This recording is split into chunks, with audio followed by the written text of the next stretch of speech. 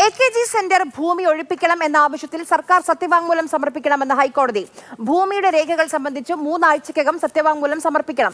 ഇപ്പോഴത്തെ AKG പഠന ഗവേഷണ കേന്ദ്രം സ്ഥിതി ചെയ്യുന്ന ഭൂമി കയ്യേറിയതാണെന്നാണ് ആരോപണം. ബിനിൽ വിവരങ്ങളുമായി ചേരുന്നുണ്ട്. ബിനിൽ, എന്താണ് ഹൈക്കോടതിയുടെ നിർദ്ദേശം? ആര്യ, CPM-ന്റെ മുൻ സംസ്ഥാന കമ്മിറ്റി ഓഫീസ് ഇപ്പോഴത്തെ AKG പഠന ഗവേഷണ കേന്ദ്രം സ്ഥിതി ചെയ്യുന്ന സ്ഥലം അത് കയ്യേറ്റമാണ് എന്നതാണ് ആരോപണം. ആ ആരോപണത്തിലാണ് സംസ്ഥാന സർക്കാരിനോട് സത്യവാങ്മൂലം സമർപ്പിക്കാൻ ഹൈക്കോടതി നിർദ്ദേശിച്ചിരിക്കുന്നത്. ചീഫ് ജസ്റ്റിസ് ഉൾപ്പെട്ട ഡിവിഷൻ ബെഞ്ചിന്റേതാണ് നിർദ്ദേശം.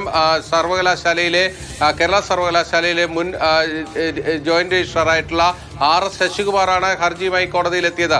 കേരള സർവകലാശാലയ്ക്ക് മഹാരാജാവിന്റെ കാലത്ത് നൽകിയ ഭൂമി, ആ ഭൂമിയാണ് CPM കയ്യേറിയിരിക്കുന്നതെന്നതാണ് ആരോപണം.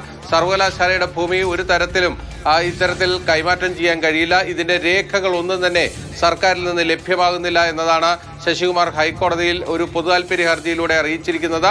ആ ഒരു പശ്ചാത്തലത്തിലാണ് ഈ ഭൂമി സംബന്ധിച്ച മുഴുവൻ രേഖകളും ബന്ധപ്പെട്ട വിവരങ്ങൾ അറിയിക്കാൻ സംസ്ഥാന സർക്കാരിന് ഹൈക്കോടതി ഡിവിഷൻ ബെഞ്ച് നിർദ്ദേശം നൽകിയിരിക്കുന്നത്. 3 ആഴ്ചയ്ക്കകം സർക്കാരിന്റെ സത്യവാങ്മൂലം ലഭിച്ച ശേഷം തുടർ നടപടിയിലേക്ക് ഹൈക്കോടതി പോവുകയും ചെയ്യും. ഇത് കയ്യേറ്റ ഭൂമിയാണ്.